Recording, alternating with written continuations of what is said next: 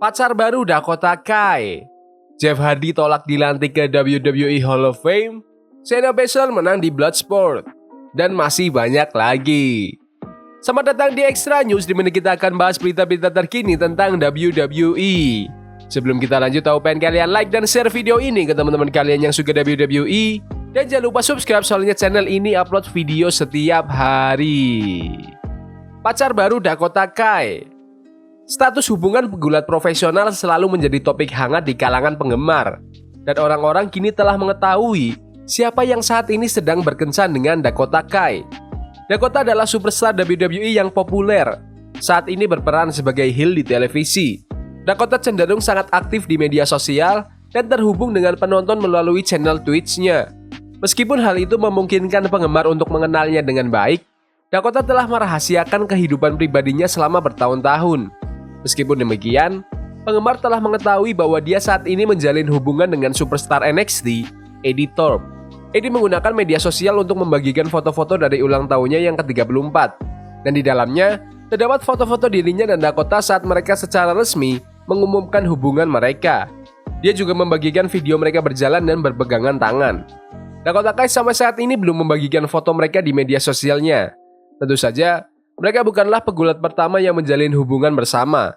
Sudah menjadi hal yang umum bagi orang-orang di industri ini untuk berakhir dalam hubungan, terutama karena seberapa banyak waktu yang mereka habiskan bersama di jalan dan minat serta pengalaman mereka yang sama. Ruang ganti WWE saat ini dipenuhi dengan hubungan seperti Charlotte Flair dan Andrade, serta Becky Lynch dan Seth Rollins adalah contoh pasangan yang terkenal di WWE. Menurut kalian, apakah Dakota Kai dan Eddie Thorpe cocok untuk berpacaran? Komen di bawah. The Miz akan menjadi host di SummerSlam. Dalam sebuah wawancara di episode Raw hari ini, The Miz mengumumkan bahwa ia akan menjadi host di acara premium WWE SummerSlam. Acara tersebut akan diadakan di Stadion Cleveland Browns di Cleveland, Ohio. The Miz berasal dari Parma, Ohio, jadi acara tersebut akan menjadi ajang kepulangannya. Dalam wawancara baru-baru ini dengan media, The Miz juga menyatakan bahwa ia tidak tahu apakah ia akan bertanding di acara premium tersebut. Dia menyatakan bahwa sulit untuk masuk ke dalam acara premium akhir-akhir ini. Ada pertandingan yang lebih panjang dengan alur cerita yang telah dibangun dan siap untuk acara premium. Lihat SummerSlam sekarang. Itu di Stadion Cleveland Browns. Saya tidak tahu apa yang akan saya lakukan. Dan itu di kota asal saya. Ini adalah kesempatan sekali seumur hidup. Saya rasa kami tidak akan pernah kembali ke stadion itu karena mereka mungkin akan mendapatkan stadion baru.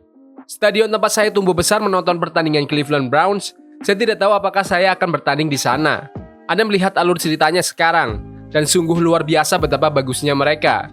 Sangat sulit untuk masuk ke acara premium sekarang. Anda harus berada di puncak performa. Saya lebih mengerti daripada siapapun karena saya telah berada di sini selama 20 tahun. Menurut kalian, apakah The Miz seharusnya punya pertandingan di SummerSlam? Komen di bawah. Jeff Hardy tolak dilantik ke WWE Hall of Fame. Jeff Hardy telah menjelaskan bahwa ia tidak ingin dilantik ke dalam WWE Hall of Fame kecuali saudaranya, Matt Hardy, dilantik bersama dengannya. Ketika saya menolaknya pertama kali, rasanya tidak tepat masuk ke sana tanpa Matt. Saya menangis setelah panggilan telepon itu, mengingat semua momen luar biasa yang telah saya sumbangkan untuk gulat profesional. Saya bangga akan hal itu, tetapi rasanya tidak tepat sama sekali. Saya ingin ini menjadi hal yang biasa bagi Hardy Boys. Saya hanya ingin satu cincin, bukan dua. The Hardy Boys secara luas dianggap sebagai salah satu yang terhebat dalam sejarah gulat tag team. Tetapi Jeff Hardy juga memiliki karir yang luar biasa sebagai bintang tunggal sebelum iblis pribadinya mengejarnya. Keduanya kemungkinan besar akhirnya akan masuk ke Hall of Fame, dan sekarang karena kedua saudara itu tidak lagi bersama AEW, pelantikan mereka dapat dilakukan paling cepat pada tahun 2025. Menurut kalian, apakah The Hardy Boys sudah pantas dilantik ke WWE Hall of Fame? Komen di bawah. Giulia siap debut di NXT. Bintang wanita yang baru dikontrak WWE, Giulia diharapkan akan mengumumkan bahwa ia meninggalkan Marigold untuk WWE dan ia akan segera mengungkapkan tanggalnya. Sumber dari Roland Extra melaporkan Giulia akan mulai di NXT pada akhir Agustus. Kedatangannya sangat dinantikan dan ada pembicaraan bahwa NXT akan sangat mendorongnya dan membuatnya siap untuk naik ke daftar pemain utama segera setelah ia siap untuk produksi. Salah satu kurva pembelajaran besar bagi Giulia adalah kurangnya pengalamannya dengan produksi style WWE. Ia akan membutuhkan sedikit waktu untuk memahami seluk-beluk tempat untuk melihat serta kamera utama dan semacamnya. Setelah ia menguasainya, harapannya adalah mereka dapat langsung membawanya ke Raw atau SmackDown dalam waktu dekat.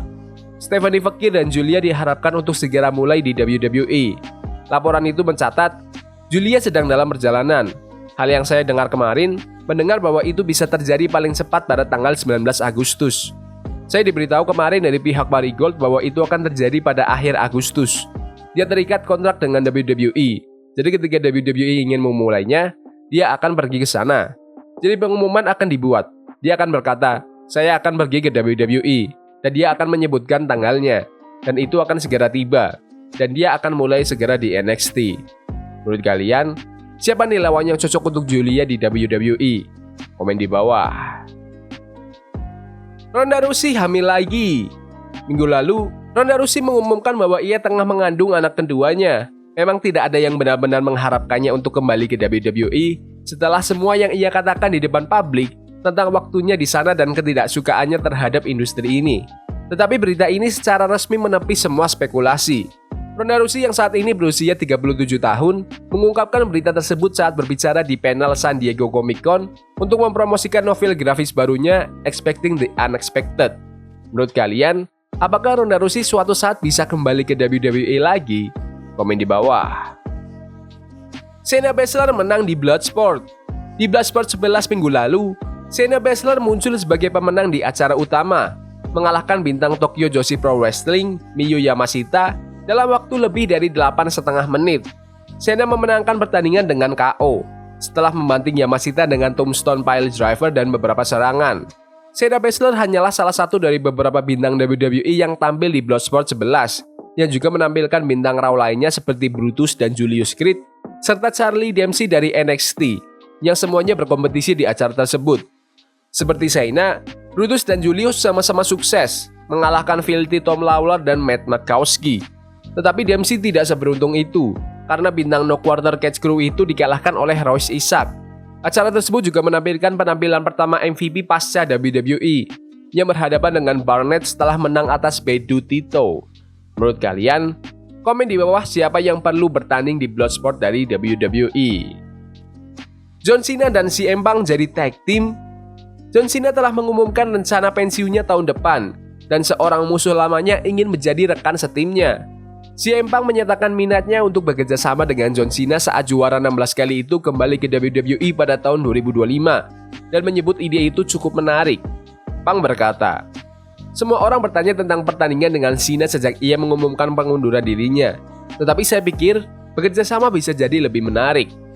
Punk dan Cena berseteru di awal tahun 2010-an, dengan pertandingan terakhir mereka adalah pertarungan penantang nomor 1 pada bulan Februari tahun 2013. Punk kembali ke WWE di Survivor Series tahun lalu setelah absen selama 9 tahun. Sementara John Cena telah menjadi bintang Hollywood.